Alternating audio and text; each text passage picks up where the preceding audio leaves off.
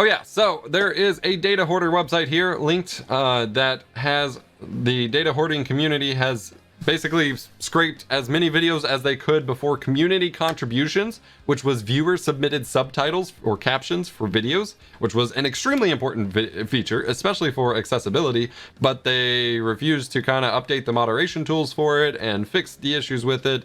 And so you know, there were a lot of problems with it, and in the classic Google/YouTube way, instead of fixing it and making it the tool that everyone needed, they just removed it or announced that it was being removed. And so the data hoarding community went and scraped a bunch of videos. It was like 400,000, no, it was like 4 million videos, or 50 million videos, sorry. They scraped 50 million videos and put together this 9.46 gigabyte archive of community contributions.